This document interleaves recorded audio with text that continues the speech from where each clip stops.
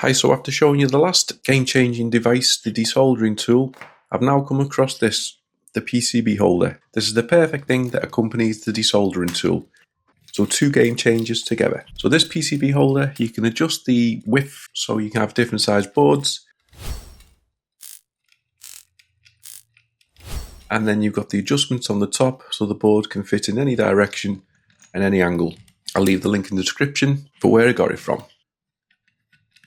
So we've got another joystick repair board that I'm doing on a PlayStation 5 controller. And then all we need to do is simply adjust the bottom of it to show that we can fit it in. So I'll just try and position it as good as I can without causing any damage. And then I just very carefully press it together. And then we'll push it in and then we just tighten it at the bottom. So just tighten the nuts. And it's very simple. And now we can adjust the top brackets as much as we want to the best angle. So now it keeps it nice and secure. And I can adjust it so it looks really good on camera. You just need to tighten the top bits as well. And then as you can see, there's a little bit of play in the movement, but nothing bad. And then what I'm going to do is I'm going to come in with my desoldering iron, link in the description, video link at the top if you need to see it too. Hold that on for a couple of seconds, pair of pliers, and then we can pull the old one out.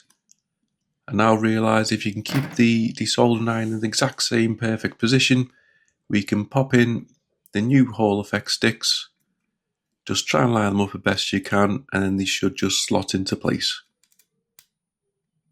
And it's a much better solution to hold in the boards than what I was previously using, as it kept coming loose and it kept pushing out of place. And now all you need to do once you're done is adjust the buttons at the top, and now we can spin the board round to any angle and we can see how good a job we've done and to see that the joysticks have been put into place. We can then position it a little bit more and then come with some fresh solder and tidy it all up too. And now we can give it a little clean and it's all boxed off. So as I said, this is a great tool to accompany the desoldering tool that I linked a few weeks ago.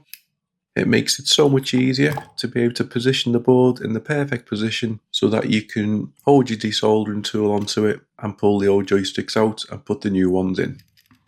It's nice and secure. It's got a great width on it, so you can get some real good sized boards in there. So it's not just going to be for joystick controller boards or Nintendo Switch boards. You will be able to get bigger boards in there as well.